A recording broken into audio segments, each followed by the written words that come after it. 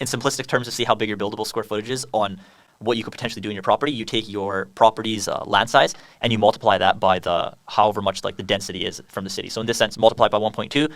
That number there is going to give you the allotted amount on how much you can build maximum in that. Everything's going to shift towards Langley because there's so much. There's vast amount of land. Let's just keep it like this. It's so good that when I come to Langley, even if I'm busy between meetings, I'll stop and grab Estrella's and then I'll go to the next one.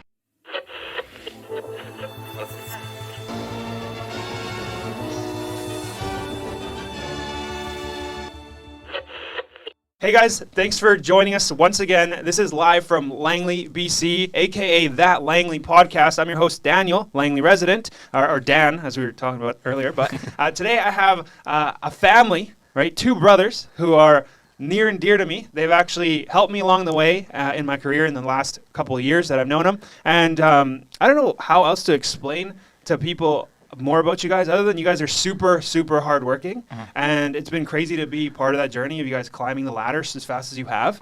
And you're totally, like, egos aside. Like, you know, I know people that have accomplished things like you have, and they've definitely talked about it one too many times, sometimes 5 too many times, if you know what I mean. So, like, having you guys on today is really special. I'm really excited. I'm happy that we're able to collaborate in this in regards to Langley and the field that you guys specialize in, which is specifically working with developers, builders who are acquiring land, building townhome sites, building condo sites, and investors like who are in the land space, right? Also, you've dabbled in commercial, you said. So I want to touch on a lot of those things because, you know, I'm not a big fan of bringing real estate into this podcast, to be honest, but this is something that, you know, Langley growing the way that it is, it's very relevant. For sure. Right? I try to stay away from interviewing other realtors as much as possible, but you guys are different. You guys are friends. So I'm happy to have you guys on today. Yeah. So that being said, right, I said a little bit about you guys.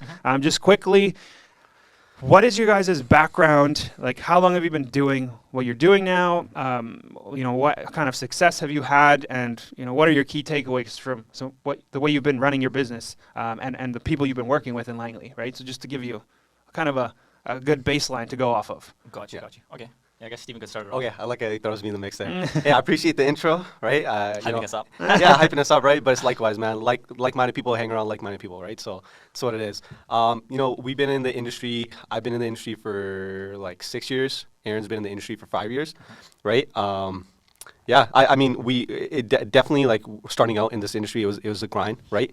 You don't know where to start, what to do, right? Where to get business from, right? And I mean, first off, my recommendation to a lot of people that come into the industry is come with a network of people, at least 100, 200 people, right? It'll help you go a long way. I didn't realize that, and you know, I just came in and had to go the different routes of trying to figure it out, right? Door knocking, you know, researching a lot of information, learning your stats and everything like that. So that's kind of like the beginnings that we started from. You know, before real estate, I was in HR.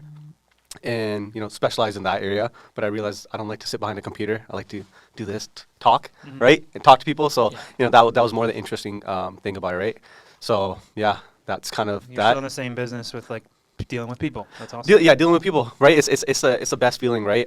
You know, get to meet new people all the time in this industry, and you know, it's so cool to see you know, the background that people come from, right? Getting to, like, hear them out, hear their stories, right? Everyone has a different story of, like, how they came to be, right? I've met people that have been here maybe for like 5 years and they're super successful. I've seen people that have been here for, like, you know, I've talked to people that have been here for like 40, 50 years, right? And you know, everyone has a different path, but you know, all of them, you know, kind of line up at the end where a lot of them have become successful over time, and you get to hear their different stories of how they got there and, like, the trials and tribulations that they went through, right? So that's kind of cool, right? And now let Aaron intro himself a little bit. Yeah, so I guess just giving you a rundown, I've actually been an entrepreneur my whole life. So going all the way back to even me being in high school, I would always go to work with my father. Actually owns a plumbing company. So from there, he kind of always instilled in my brain that instead of working for someone else, you know, maybe it might be best for me to work for myself, right? So by the time I graduated, I ended up, you know, essentially becoming part owners with him in that company, and then creating my own you know, business outside of plumbing, which is like a backflow company as well, right? So I have a few other, like, companies that I run, but most important one is just real estate, right? And so when I first started, it's similar to Steven. I would mostly be dealing with, like, the resale product, right? Just things of that nature and helping normal clients. But as I started helping more investors, and I don't know, it was kind of weird how we got into building lots, right? So originally how we even got into the multifamily like sphere in general was I ended up finding these lots that a client of mine wanted to purchase. So I went and helped him purchase those lots. They were off like 147 and what was it, like 56, right? Yeah. This was like 2.5 years ago, right? And obviously I was dealing with it before that, but like now I've just been hyper focused on that. Is I helped them buy it, and then I realized there was about 9 lots left in that subdivision. And so I was speaking with the developers because of obviously I was doing the deal with them direct and they never had any realtor. And then from there, they were letting me know that, they still have like 9 more building lots left. And I started figuring out what they're doing to market it, which is nothing. They just had a sign there. Yeah. It wasn't even a sign. It was their engineer's sign, Engineer sign. who I had to contact, and then I got their information, right? So essentially how I even got my foot through the door was I didn't even get an exclusive listing with these guys. All I said was, look, give me a verbal commitment that you guys would be committed to allowing me to sell these nine units. Exhaust all the resources possible. So market these properly, bring buyers on board and help you guys sell them off. And then once I've done good on this project, then you guys have to use me on your next ones, right? But I was like, don't even worry about it. I know you're going to want to use me anyways, right? So what ended up happening then is, long story short, we sold off all 9 of those lots. Yeah. And then those developers were so happy they actually had another subdivision and they had to sell those as well, right? So we've been helping them now for the last 2.5 years. Yeah. We've helped them acquire 2 sites, right? One was like a 30 lot subdivision in South Surrey, and then another one was like a 450 unit rental building in Mission. So so we ended up kind of helping them out on that end. But that was essentially how I got my foot through the door, was just, again, providing them value without asking for anything in return, and trying to differentiate myself from every other realtor out there, which there's thousands, which most of them, they're not going to want to take on a project of that magnitude without having a written agreement in place. But for mine, it was like, okay, this is a challenge.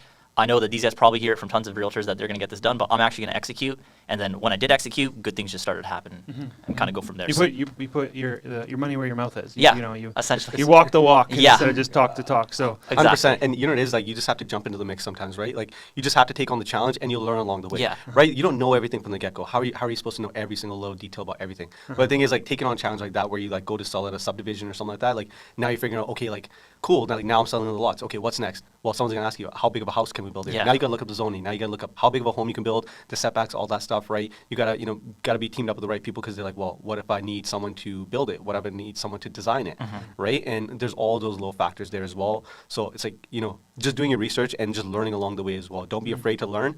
In this industry, there's so much to learn all the time. So that's the thing. Take on the challenges and, jump into it and figure it out later, Yeah. right? totally. I think having the right people in your sphere is the right way of going about it. So an example of that would be, I was really good, I'm more analytical, right? So I'm going to be looking at, okay, why does it make sense for them to pay X amount for this lot, okay? And kind of go in depth on that end and get the transaction done. But all the nitty gritty, how big of a house can I build? Well, Steven's a builder, right? So and we talk about this all the time. It's yin and yang, right? So in that sense, then what I would do with those clients is I'd be, hey, look, this is my business partner. He's a builder. He's going to tell you A to Z about the whole process of, okay, how big of a house can you build? What he would probably suggest you guys do there and all that stuff, right? And so, yeah, I think it's just, you're not going to know everything, right? There's going to be times where you fail. Just make sure that you educate yourself enough and you're confident enough to make sure that whatever it is that you're taking on, so let's say a project of that magnitude, it's understanding, okay, I'm going to get the job done. I'm going to do anything I can to get the job done. And ultimately, I feel like if you put yourself in that scenario and you say, this is what I have to do, then human tendencies say, you're going to try to exhaust every resource possible to now. Execute through with what you said you're going to do, and not just be, like I said, another one of these individuals that just speaks, but there's no action behind that, right? Yeah. And ultimately, that's what clients want. Yeah, that totally makes sense. Yeah. So you were saying some about having projects. Your first projects were Surrey. Yeah. Right. So today, in the last, I guess it's the last year, we've been talking back and forth about, Langley, because all of a sudden you guys moved to Surrey, and now you're in Langley more than you were in Langley before. Yeah. So That's true. So. I mean, I'm super curious. We've talked a bunch about this, but developments coming to Langley. Let's start off with, why are people coming here? Why are your people coming here? Because there's people you've been working with who are in Surrey, and they've only ever bought and sold in Surrey, built in Surrey, and now out of nowhere they're like, hey, how about Langley? For sure. Well, I think it comes down to people see the growth, right? People have seen it for a while, right? Like prime example, back in Alder Grove Town Center, so the Janda group. Those guys, so through plumbing, we knew them, right? So they showed me that project back in 2008. So 2008, I was looking at the shopping center. And they told them what they were going to do. Yeah, and they told me what they were going to do. They told me what they purchased. They told me what the growth was going to be towards Alder Grove. Watch, in a couple of years' time, this place is going to grow. And so we own a lot of stuff here already, right? And obviously, at that point, they probably bought it pennies on the dollar, right? But you can see how successful a project like that was, right? It was I think they had 4 buildings come out, 4 buildings sold out right away. right? Yeah. Those owners that you knew from, they were a Yeah. plumbing company. Yeah. They bought. Oh no, like we, through our plumbing company. So what, like, Oh, okay, yeah. So okay, back okay. then, like when we were doing plumbing with like our dad and stuff, like we were, he would tell us go work with them, because we would do like jobs there. And so then I talked to like the owner, right? And because the owner would show up on site and then just pick his brain, right? And he'd take me around, like he showed me the shopping center where it was. I went through the shopping center, everything, right? They had another plaza like down the street and stuff, right? So and he was just telling me everything openly. And at that point, I didn't know much. I'm like, oh, like that's cool, right? Yeah, And like yeah. you never really think about it. And then years later, like I think what was it, like a year ago, they started building. I'm like, I know those guys. Like, I already knew that plan was coming out like 10 years ago, right? Like more than 10 years ago. But like things like that, right? But I've seen that growth for a long time, and I've been telling everyone that, look, everything's gonna shift towards Langley because there's so much, there's vast amount of land, right? Like it goes from what, like 197 all the way down to like 280 or something like that, like 280 Street. So it's huge. There's so much farmland. There's so much city. Yeah. Yeah. Station Road. I don't know what. Yeah. street that is. It's close Well, to 288. Yeah. Yeah, Exactly. it's around Because there. if you compare it to Surrey, Yeah. right? Surrey right now, super like. There's lots developed. There's Yeah. subdivisions. There's neighborhoods everywhere. There's small portions of Yeah. Surrey Yeah. that still have like larger farmlands, but Yeah. but they are farmland. Yeah. It's They're an actually ALR, right? ALR. So Yeah. you Can't do can't anything. even do anything there. So Exactly. whereas Langley, so Yeah. much room for actual For residential zoning. Yeah, sure. and there's so many acreages around here too, right? Like go up and down 200 Street, right, towards like Highway 1. All you Still. see is Yeah, still, but it's making its way, right? It's progressing, right? You see the change, and then that's gonna slowly spread out towards like 212, 220th, and just continue to work its way Yeah. down, right? And that's kind of what we're seeing, and that's why we see people like not only developing, but they're basically land banking, right? So they're purchasing land and just holding on to it because they can foresee in the future it's gonna develop out. So areas that are still taking time to develop, they see the value in it, right? And I guess, sorry, don't want to cut you off there. Just to go in depth too on how you go that route.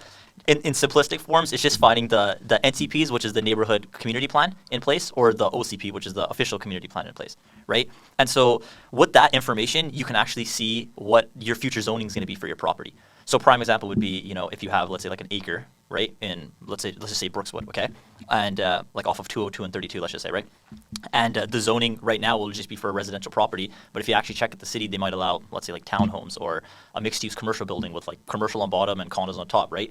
And so what actually happens is now instead of someone valuing your home on just the resale value, so like for living purposes, they're now valuing it off of the potential future value of it. So how many condos am I going to get? How many townhomes, etc. From there, now the value in your property grows exponentially because it's based on, okay, what is that developer going to be able to do there in the future, and they're paying you based on the future usage, right? And so, but that's kind of what Steven's talking about when he says land banking. Because we have tons of investors that, let's just say, they're not really developers, right? They're just, all they do is just purchase product like this. They know, like, they have professionals like us that are always looking at the new community plans coming into place. We get them access into those communities prior to everybody else knowing what's going to take place. They buy a few sites there, and then the value will just go up, okay? So I guess using like an example would be off of, it's a little bit close to Langley. It was off 181 and 92 Avenue, the 5-acre parcel. Yeah. So we helped our client buy it 4 years ago. Port Kells. Yeah, right. But it's right near Langley. Just give you an example of land banking, right? Yeah. And they bought it for 6, and last year the value on that was only 4 years ago. Last year the assessed value was 8 million, and now this year the assessed value went up to 18.5 million. Wow. Okay. Because it got zoned for high density. Well, that's just the thing. It was already zoned, right? It was already rezoned. Like the future NCP in the Annandale-Tyne community plan was allowing you to do townhomes there, right? But the thing is obviously there's going to be changes to that plan as well, right? What the potential of probably seeing more densification, which means more units, and more units means higher sales value for the sellers because of the more doors you can get and the more like buildable square footage you can get, the more someone's willing to pay you. Totally. Right. Yeah. So and that property, those sellers now, right, owners of the property, they haven't done anything to the home. The house has just been sitting there on rent, right? It's like more or less like those dilapidated like rancher style homes that you see on a lot of these farm like acreages, right? And so the value on that's gone up that much now. And ultimately, at the end of the day, they can continue to hold it, or they can sell it for however much they want now, right? Especially with the assessed value being where it's at now, a lot of people we've got a lot more interest now in something like that for that reason, right? But that's just the power of like land banking. You found a property where a lot of other individuals don't see the value in it, but you went more in depth and you saw what the city's going to allow you to do there in the future. You buy that. Yeah, there's no servicing and infrastructure built there, but you're basing it on the fact that in the future you're going to have more buyers interested. Because on a side note, this is the thing. So looking at an area like let's use GVR as an example, so Greater Vancouver, right? A lot of the developers out there, they want stuff that's serviced. So meaning like they want the infrastructure there, okay? Because of it's less risk involved because of now you essentially can buy this property, you can rezone it, you can develop it out within like say like that 2 to 3 year timeline, right? Say max like 4 years. But with something of this nature, when it's land banking, you're buying it and there's a lot of like contingencies in place. They might even change that zoning. Like there's a lot of externalities that can come into play, right? But the thing is having the correct individuals in the city that you know and trust, and they're gonna kind of start to give you a better idea. So, building good relationships with city planners. You'll be surprised at how much information they'll just give you when you have a strong rapport built with them. Because they'll tell you more stuff than what they're going to tell, like what the general public's going to know as well, right? Like it's not even for sure yet. It's not. Yeah. No, or like I just said, right? So like the 𝐿𝐴𝐷 plan. Prime example is there are certain areas that the city is now potentially looking to, rezone to densify more because of now after going back to it, they're realizing like they want everything within walking distance ideally, kind of like Morgan Crossing, right? And so right now the issue they're running into is a lot of that plan is based on, townhomes and condos, but then, the townhouse sites are towards, let's say 176 and 96th Avenue, but then you're going all the way to like 190th and 96 now just to get to the closest amenities, right? Yeah, the gas station. Yeah, gas stations, shops, stores, grocery stores, that stuff, right? And so now what they've been thinking about doing is instead of just, let's say like if there's a property there that's zoned just for condos, they've been thinking, okay, well, why don't we just allow possibly just commercial on bottom and condos on top? Because now it's kind of like the downtown core where people can just, everything's within walking distance, right? They always have like a commercial like node in like these new plans. Yeah. Right? Like it's a European approach. I have an architect friend who he talks about that and talks my ear off. So if he's watching this, talks my ear off about the fact that here they just started popping up buildings with no mixed use on the bottom, no commercial. So now how are these people supposed to support, themselves? Whereas if you look in Europe, and I mean, now Vancouver has that too, where downstairs you have all your groceries.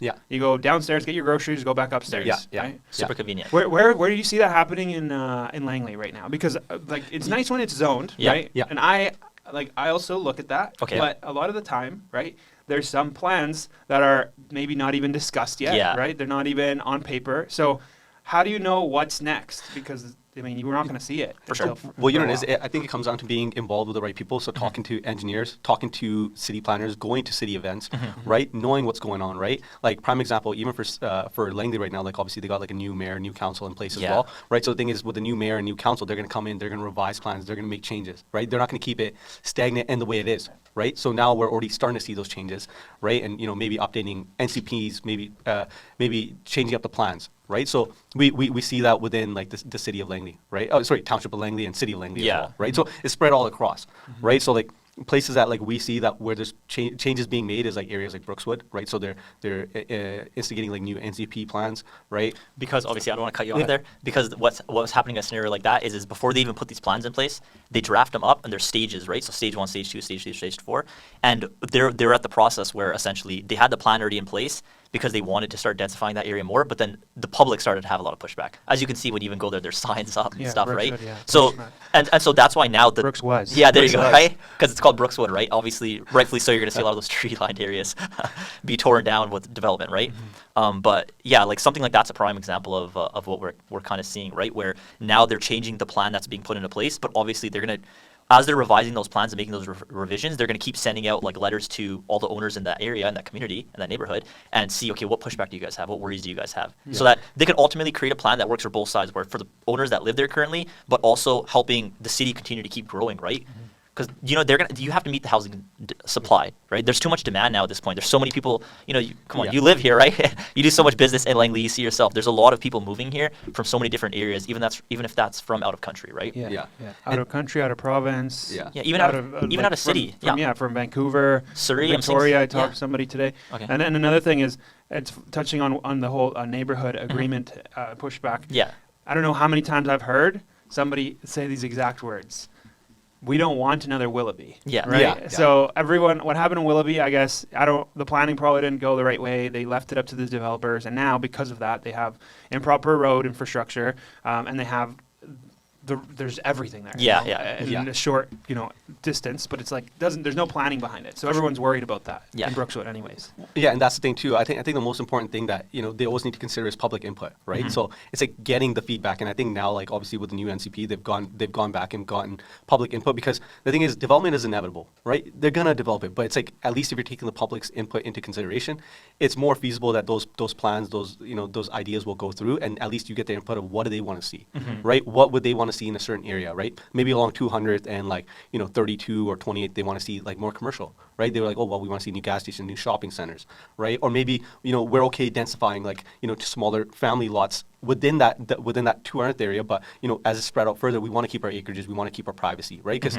I think one of the things I love about Brookswood as well is like the fact that like the land is so big, right? Like you can do so many things out there. Like everyone I know out there, like they all have like their little toys, their ATVs, their boats, their whatever it is, some of their like even their commercial equipment, right, on their properties, right? But like the thing is, like I think privacy is a huge thing there as well. And I mean, at the end of the day, like they're saying, Brooks would, not Brooks was, right? Because the thing is, they want to keep their tree lines and everything in place as well. So it's like the city needs to come up with ways of how they can go around that as well. How can they make the public happy and at the same time satisfy the need for more homes? Yeah.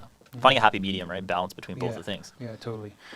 So we were talking about Brookswood before, because obviously I grew up in Brookswood. Yeah. So I always like to potentially bring new families to Brookswood. I like to specialize in that area. Yeah, no, man. And then you guys told me maybe Brookswood's not as close to where they need to be for instant development to happen, right? Yeah. Because of the pushback and the planning. Yeah. So do you think that, because right now everything's still getting wrapped up in Willoughby, right? You're looking at developments around like 72 Ave, Yeah. right? Yeah. 5 streets in either direction. What's that? The Gordon plan? Central, Yeah. Central, like Gordon's like split up into so many. There's like Right, north, there's- south, yeah. central, right? Because Yeah. it goes down 72 and 208, and then obviously you can see with the traffic in Willoughby that road hasn't been repaired. It's Yeah. still one lane each way. Yeah. So that's obviously coming up. I think that's next before Brookswood even starts to push out more subdivisions. Yeah. Yeah. But aside from that one, where else do you see like new development starting to happen?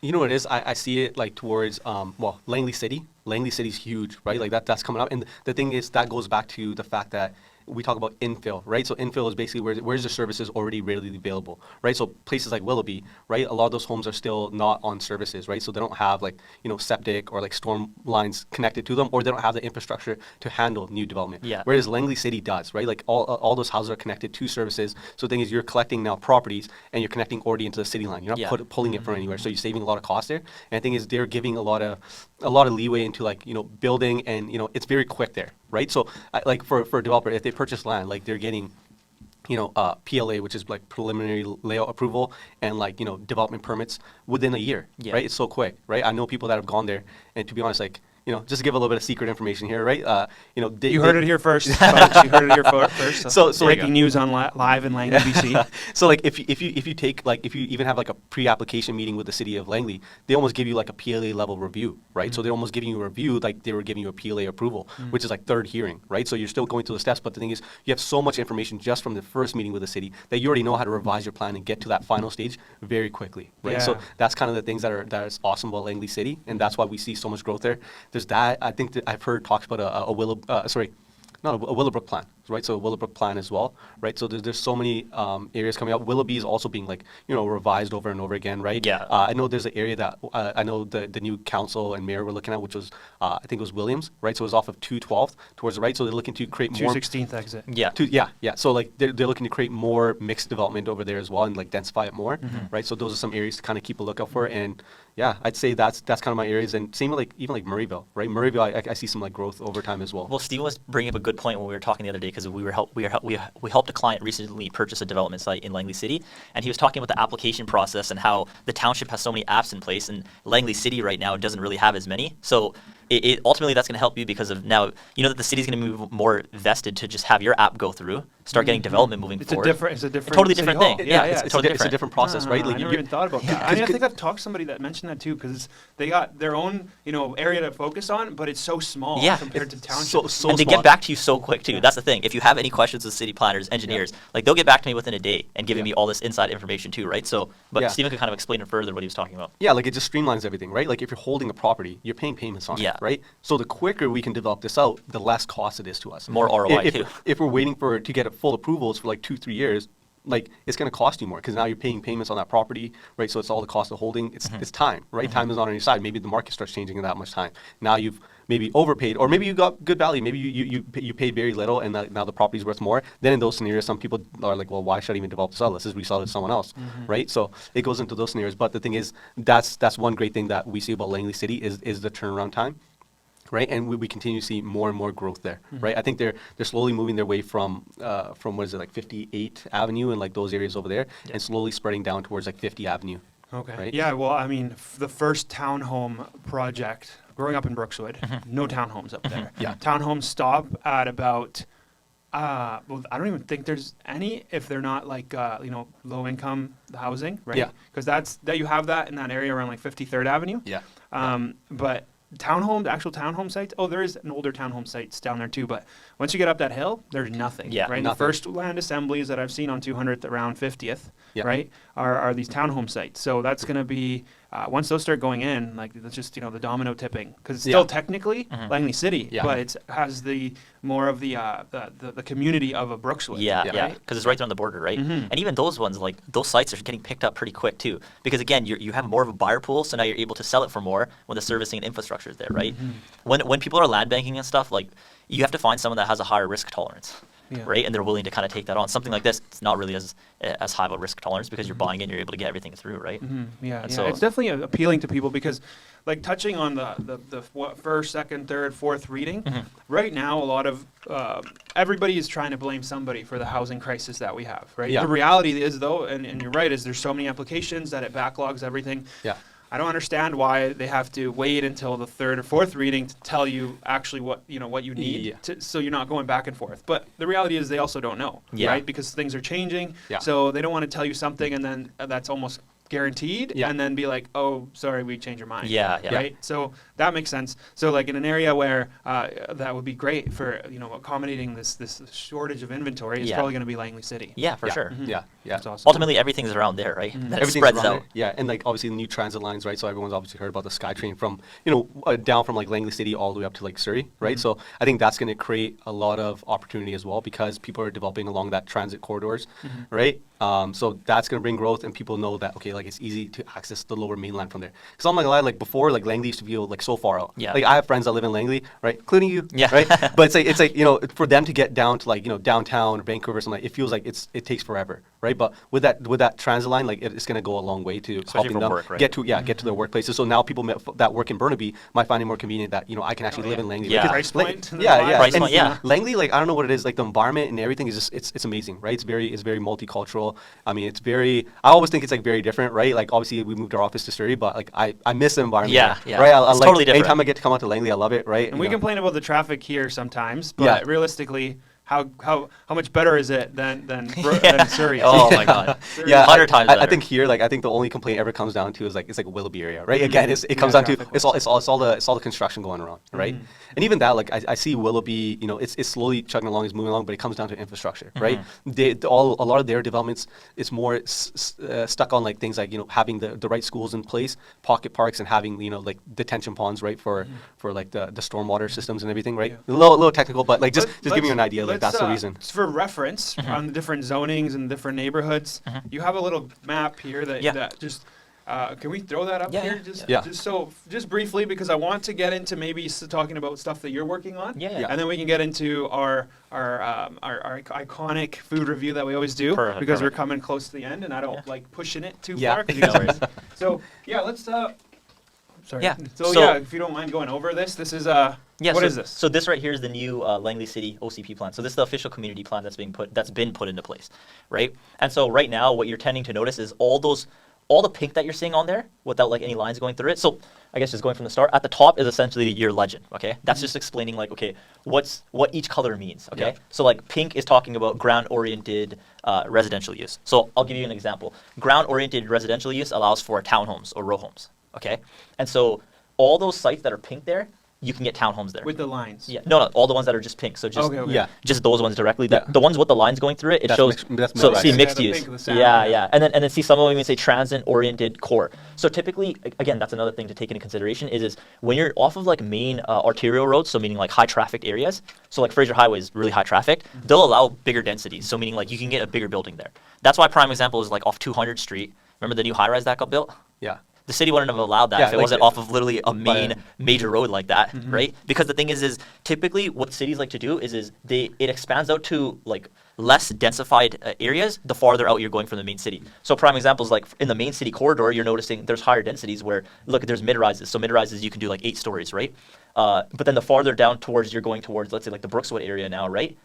Towards like 48 Avenue and stuff. Over there, aren't you noticing that, look, now it's a little bit like that cream color is essentially just suburban. Suburban residential means they're just going to keep housing there. So the way it goes is from essentially the main roads and the main amenity areas, it's higher density. And then as you're essentially moving out from there, it slowly becomes lower and lower and lower. Yeah, essentially, it's like basically transitioning off. Yeah. Right. So it doesn't make sense to go high rise, townhomes, high rise again. It's like where does that make sense? Right. It has to slowly transition from a high density slowly to like a And a lower one, lower, right? like Yeah. lower levels. And there's a lot of reasons for that too. It's like a prime example would be you wouldn't want a high rise right in front of your townhouse. Okay, so things like that are worth taking into consideration, right? Yeah. But yeah, I guess I know you were asking. And where can they find this? So it's on the city site. Yeah. Yeah, they can find it on the city site, right? And obviously, this is just a map. If you guys ever want to look into like actual details of what each color represents and how much you can build, maybe on those zones, you can find that in like the more detailed plans. It'll tell you in there, like maybe you can build up to 3-story, Yeah. 6-story. Maybe you can build up to a 1 floor space ratio like per square foot of land, right? Or they can call you. Yeah. Oh, there they you can, go. or they can call us, Or right? just a simple on things. Give us a call. We'll give you all the details. Okay. Yeah. Yeah, but that's the thing in general there too. And I know you were asking even about any sites that potential opportunities that are available right now. Actually, right off of 199 and 50th Avenue, we have a 3-lot assembly there too. So that one's it's 55,000 square feet. It's 1.2 FAR. So FAR is just a fancy way of saying your floor area ratio. So essentially, in simplistic terms, to see how big your buildable square footage is on what you could potentially do in your property, you take your property's land size and you multiply that by the however much like the density is from the city. So in this sense, multiply by 1.2. That number there is going to give you the allotted amount on how much you can build maximum in that area. Yeah. Okay. Which is how much for that project? Yeah. And How much is it? So right now for that site, we're asking 9.3 for it. Right. Yeah, so how much is that? So So when you're looking at it on a per door perspective, it comes out to roughly around it was like 265 a door. Is Yeah, what we're around looking at? there. Yeah. so what is per door? So per door is essentially like a definitive number that developers are willing to pay in any certain market conditions. So a prime example like now is in today's market with infill sites, so meaning like services being there. On the high side, I've seen some go between max like 275, but realistically like 235 to like 250K is So that's per door because it's per unit that's being built. Yes. Yeah, it's per So unit you- acquisition. So you take that number. So let's say if it's 235, okay, you take 235, and let's say if the city says, or you've checked with an engineer or whatever the case may be, but you just figure out how many units you can get there. Let's say if you can get 20 units, so then you do 20 times 235, right, 235,000, and then that's going to give you the price for what your property would be worth. But then, so that's not that per door amount. It doesn't include all the other costs. It's No. just the That's per just land- door that's just- divided by That's how land many acquisition. units. Yeah. So okay. like you still have obviously your hard cost, which is like your construction cost, and your soft cost, which is your cost of development, right? Like so hiring on consultants, hiring on marketing teams to resell the property, lawyers, city fees, all that stuff, right? Yeah. So that all is considered on that. But the thing is, your per door cost, it just comes down to how much you're paying for that land piece, for that unit to be built on. And that's a pretty good price because I remember in Willoughby when we were looking at some lots when was that? Like 2 years ago, a year and a half ago? Yeah.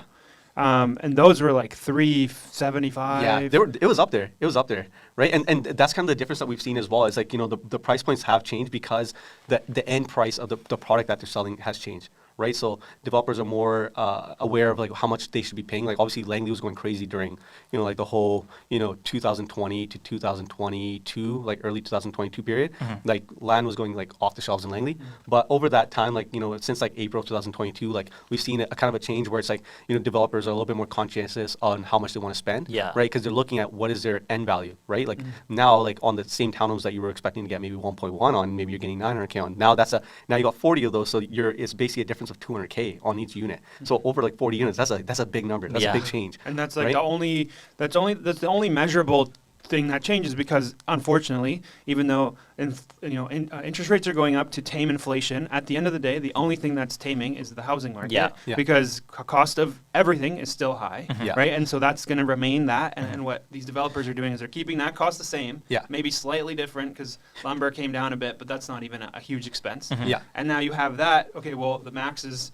We're going to get sell for this much, but that's lower, so now we have to buy the land for lower. Yeah. It Yes. pushes everything down. That's it in a nutshell. And taking that even a step further, it's a lot of these like institutional investors and developers, they talk amongst each other. So obviously when they start to see, let's just say one person bought a site for $350K a door, and mind you, these sites per door that we're talking about are just raw sites, so meaning no work's been done to it, right? So if it's a site that's at third reading or PLA, it's different. If it's a site that's now you have the development permit in place, it's a higher per door Price cost, will right? change. Because there's less time. Yeah, It's less not as- time, and less more time. work's been done too, More right? work's been done, more money's been paid out, Yeah. right? And more Yeah. value that's been brought to the property, right? Like now, if you got approvals from the city, your property is significantly worth more. Like even if you were to get appraised, like it's now worth much more, Yeah. right? So I mean, at the end of the day, someone's going to sell it for more money as well because they've now done the legwork for you Yeah. and figured out for you what you can actually do. Yeah, but like I was just saying, it was like what those people have started to see is they would see certain individuals that they know or that are in their sphere overpaying for stuff, and now those people are quote unquote stuck. Okay, and so that's why you're seeing more developers, especially in like today's market.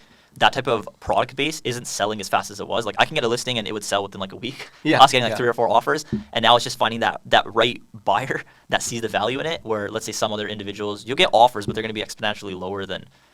You're seeing where the market's at, right? A lot of sellers still, they have the mindset on, oh, well, this sold for this much, back in July or back last March. But it's like the market's totally changed in that time. And until developers don't start to see the resale market pick up, so i.e. meaning like seeing what their finished product value is going to be selling at a higher price point, then they're going to continue to just keep paying the price point that we're talking about for townhouse sites and condo sites, right? Yeah. So, And I mean, even for sellers, like they should always be wary of where they're getting their comps from. Like I've seen like prime example Willoughby. I was doing price comparables on a development site, and basically what we saw for one of the sites was the comp was selling for like 3.6 an acre, but then some of the neighboring sites were selling for 5 million, but they were the same size. The difference came that the neighbors were already doing a development. So they're doing a development, so they're purchasing the land next door. So then for them, they're willing to pay a higher price to add to their development rather than someone that's just coming in new and then they're looking to just develop that and maybe like some other naming spots. So that's where some of the price comps get a little bit skewed, is because someone already owns the site. They're now just adding on There's this. a different interest. Yeah. They're adding on that acre, and so they have a different price point that they're willing to pay for it, because like I need it in order to get more units. Whereas like someone else, they're like, well, I'm only buying an acre. It doesn't make sense for me to buy for 5 million. Yes. I might as well buy for like 3.6, which is the actual Value. market value, right? So that's where sometimes we have to let sellers know that, look, this is why this sold for this much, and this is why your property is worth this much, because there isn't a developer next door that's already developing, right? So unless you have that rare circumstance, like that's it is what it is. An example to use is like resale, right? Sometimes you'll have like a seller say, well, let's say if you comp a house at like 2 million, right? Just let's say hypothetically, and they're like, but that house down the street from mine sold for, I don't know, 2.2, right? Or 2.1. Why is mine worth less?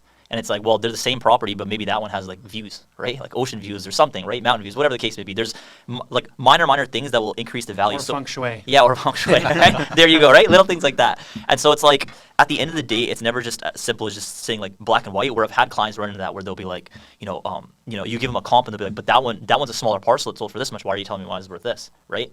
And it's like, but again, everything's not black and white. You can't there's so many different like issues that come into play here and variables that come into play here. So you need to properly actually look at the property from a whole perspective on, okay, what is actually going to be developed here? What are the best uses? And then from there, the value differentiates, right? But like Steven says, if they're getting more, at the end of the day, in simplistic terms, it's this. If someone already has their sites next door and they're buying a site, let's say in the middle in that scenario, they're willing to overpay by 1.5, almost 1.4 million per acre more, because they're going to get more units there, and now for them they can justify paying that price. But to someone else, like, I'm not even making any money on this. Why am I going to do it? It's more of an basis covered, and now it's all profit. Yeah. It's more of an emotional buy, right? I need that, right? So I have to have it all. Yeah, exactly. Whereas like someone else is like, I'm going to use logic. It's not really, It's not worth the comps, right? So yeah. Most developers, that's not how they think about it, right? It's just if they think it's good, they'll just buy it, but it's not really emotion based. That makes sense. Yeah. Well, I mean, we could talk about this all day. Yeah, and we literally. do. Like our phone calls are an hour and a half on average. Go back to the call logs. Literally, like Every time with Daniel, it's always that So long. I'd be, super happy to have you guys on once again to talk about it in the Yeah. future. Part two. If you see anything else, do you have any big projects that are coming up? Yeah, no, This for is a sure. good place where you can promote that. Yeah. So before we get into this, maybe tell people where they can find you. Yeah, so you can find us at our Instagram page, right, which is Prestige Property BC, or you can find our individual profiles. So Steven Cingera or Aaron Cingera on Instagram, or even LinkedIn too. Yeah, LinkedIn. You can find us on YouTube. We're on all social platforms. TikTok. Right, trying to get at that a little bit, right? I don't really fully understand it like Daniel does, but I'm sure he'll teach me. Right, we need to start posting more on social media. It's just like I said, our product based, right? Sometimes you get so obsessed with whatever you're doing that you just you kind of forget the social aspect of it. But having it your social media is like your digital resume, right? So it's important to have. It's important, but then it also depends on who you're trying to market to. Yeah. So like the people you work with, realistically, most of the time, not all the time, but most of the time, they're not going to be scrolling through there. Yeah. They're busy doing, getting their hands dirty. Yeah. So funny. I saw this post one day. It's like Lamborghini doesn't create commercials. Why? Because the people that they're catering to don't watch TV, right? They're too busy doing other things, right? Like trying to become successful or doing their business or whatever. So that's essentially what it is. They're not sitting on social media. But the thing is, it's easy to connect with these people. You go to networking events and stuff, right? So we're always out there. We're trying to network and getting out there more. So we see the importance in it. I think something like this is just providing value to the masses out there that don't really. They can't get their foot in the door with that. I see the veggie. That's probably for Aaron. I was trying to look for the name on there. I was like, which one's C? Okay, so. Cool, what is this? So we got to rip through this, but that's okay. Your favorite restaurant of all time in Langley. What is it? This is what you have dreams about now that you've moved your office to Surrey. This is where, I think it's one of the first restaurants we used to always have lunch at. So, it holds a special place in our hearts. It's Estrella's. Yeah, right? I thought it was that too. I knew this guy was leading up to that. So Estrella's, I don't know. They are a local, sandwich shop. They have paninis. They have unreal. The meat on these sandwiches is 3 inches thick. Yeah. So you can't go wrong. I've never had the paninis, so they got me with the paninis this time. But the sandwiches are super meaty. Yeah. I've had it and then they have soups. They have everything. Yeah, so much stuff. Yeah. So I got the veggie one. I'm probably gonna have a bite of it too. But this one is for friend Aaron here because he is a vegetarian.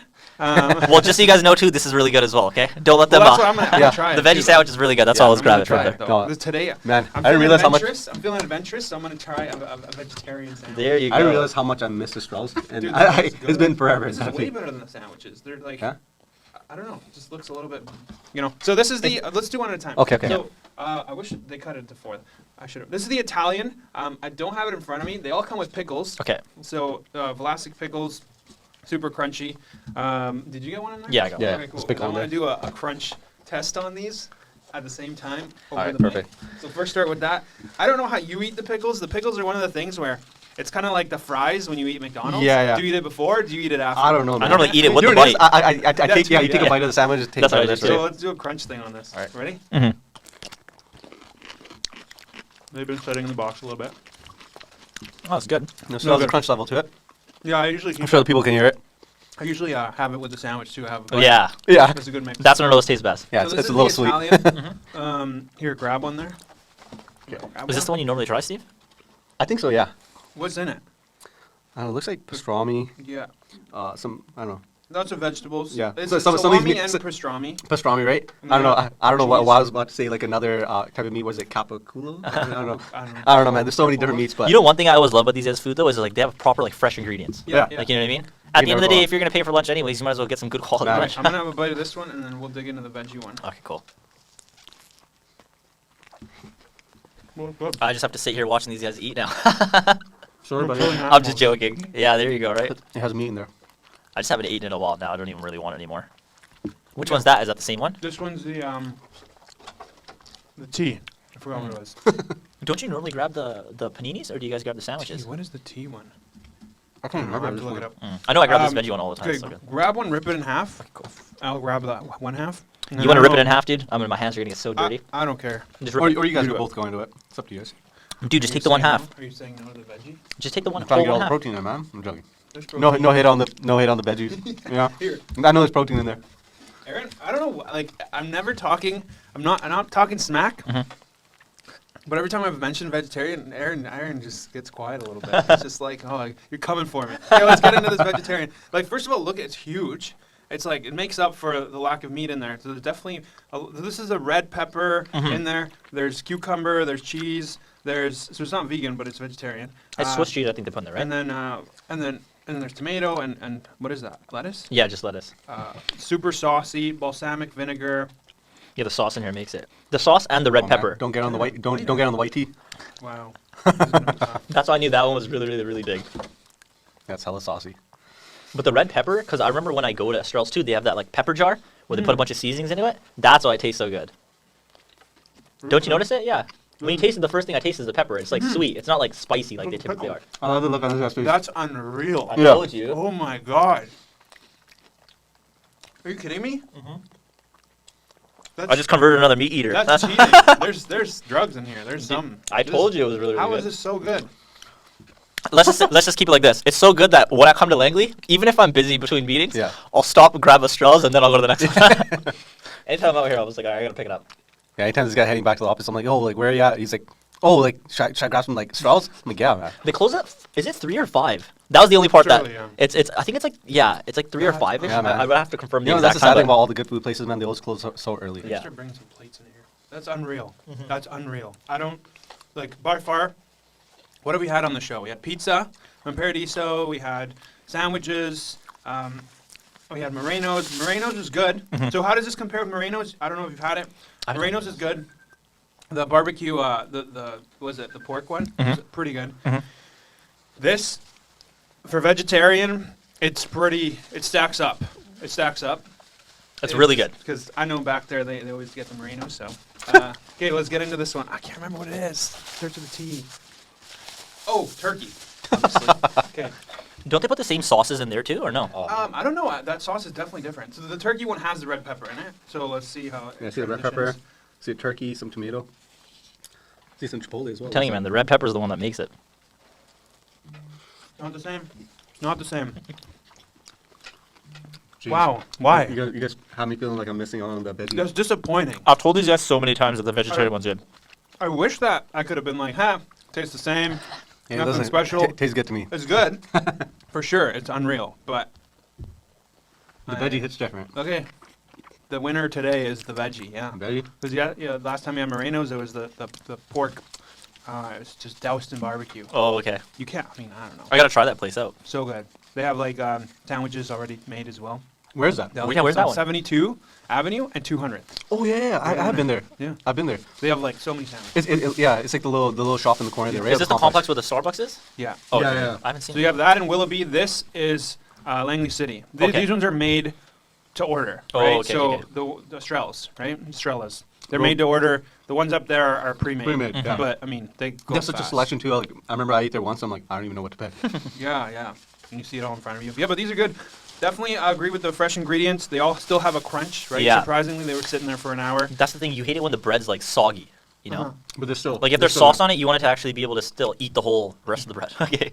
Now be doused in it. Oh, so good. Okay, well, thanks so much for watching today. Thanks so much for coming on. No problem. Oh, I just had to get a last bite in there. We're gonna finish this up. I finished up the sandwiches, but we're gonna finish off the episode too. So thanks so much for joining us today. If you haven't already, subscribe and let me know if there's anything else, any questions you want to ask these guys. Reach out to them or drop it in the comments. And yeah, thanks so much again for tuning in, and we'll see you on the next one. Have a good one.